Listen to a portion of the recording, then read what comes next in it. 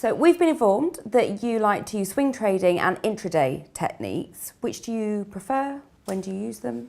Yeah, well, you can use either, or I use either at any time. It depends on when the opportunities are arriving. I mean, at the moment, just having had Brexit, there's a lot of swing trading opportunities and day trading opportunities, because the markets are trying to find levels at the moment on the backlash of all the volatility that we've seen.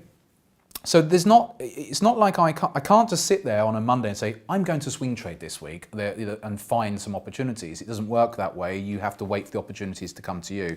As a trader, you've got to have a lot of patience and wait for the market to come to you rather than try and impose your will onto the market. And that's where a lot of traders go wrong, because they'll sit in front of their screens and say, right, I want to trade today. Come on then, find me a trade. And then they'll push it, and then they can't help themselves and they start clicking away, buying and selling, and that's how they lose.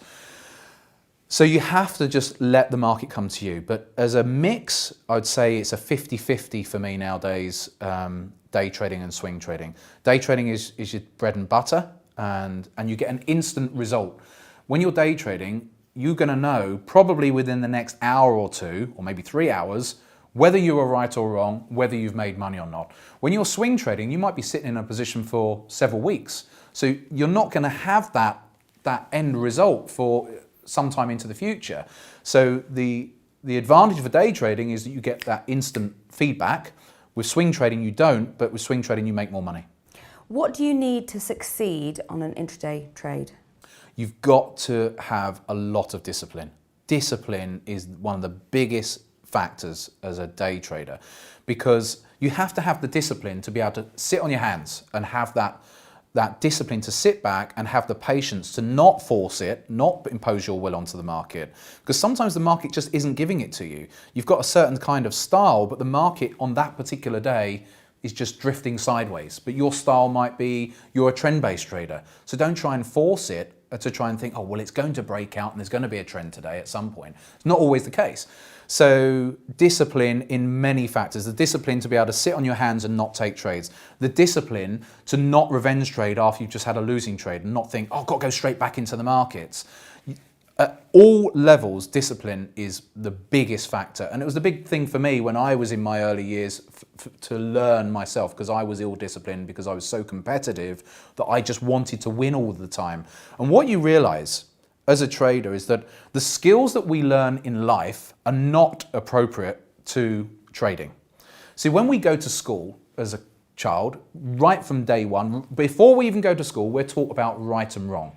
So our parents teach us about right and wrong. You've got young children at the moment. You're constantly helping them out there, I'm sure. When they go to school, if 1 + 1 isn't 3, that's wrong, and so on and so forth. So all the way through your education, we're indoctrinated about what's right and what's wrong, about trying to be right as much as we can in order to pass our exams, whether it be at school or at university, and even into the working world.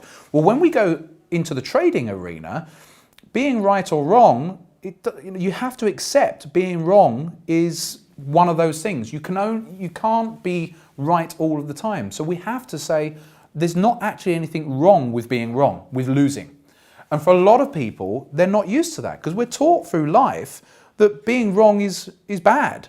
And yet in trading, it's not. If you're wrong 40% of the time, that's actually a good thing. I'm wrong 50% of the time, a lot of the time, and I can still make money. But I don't get upset about the fact that I'm wrong. But a lot of traders will do, because they want to be right as much as possible. And that's what I'm saying. You have to have completely different skill sets for trading. Do you ever use momentum trading techniques? Yes. So momentum trading techniques can be defined in two different ways. Some people classify momentum trading as breakout trading, and so I will take some breakouts. But other people will classify momentum trading as using momentum indicators. So yes, I will use momentum-based indicators in my trading as well. And what they do is they just give me an idea of the strength of the move that's coming. So you can often see that in the price action anyway, but it's quite nice to have a confirmation in the momentum indicators. Sometimes you might have a price move that's developed, but the momentum indicators are actually diverging against that. So that would then give me some caution to say, actually, maybe I don't take this trade. So yes, momentum trading is quite important to me.